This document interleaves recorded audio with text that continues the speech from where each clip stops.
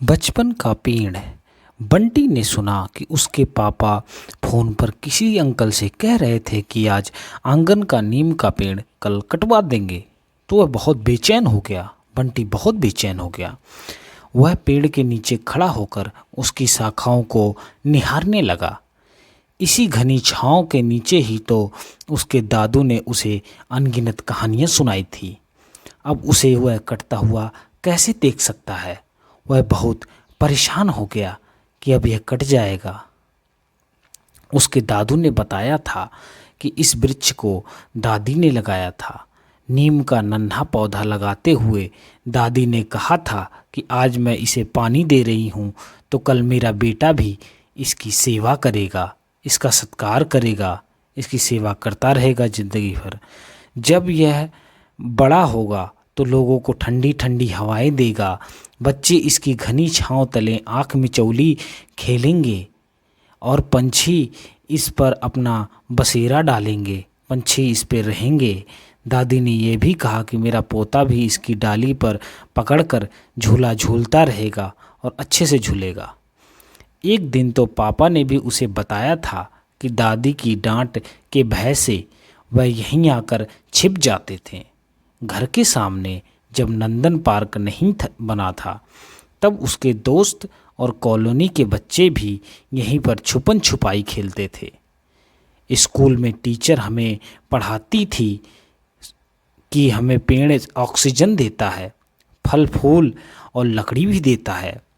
दादी तो इसकी टहनी तोड़कर दातून करती थी। सच में इसका दातून तो बहुत ही लाभकारी होता है, ऐसा दादी बोलती थी।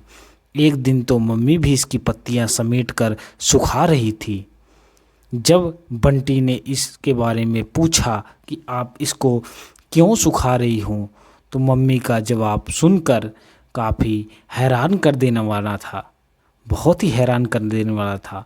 उन्होंने बताया कि इन पत्तियों को अलमारी में रखने से कपड़े सुरक्षित रहते हैं और अनाज की बोरियों में रखने से उसमें कीड़े नहीं लगते हैं।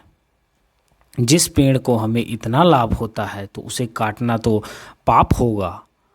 टीचर भी इस पेड़ को बचाने की बात कहती हैं, फिर भी पापा इसे क्यों काट रहे हैं? मैं इसे कैसे बचाऊं? बंटी का चेहरा उदास हो गया।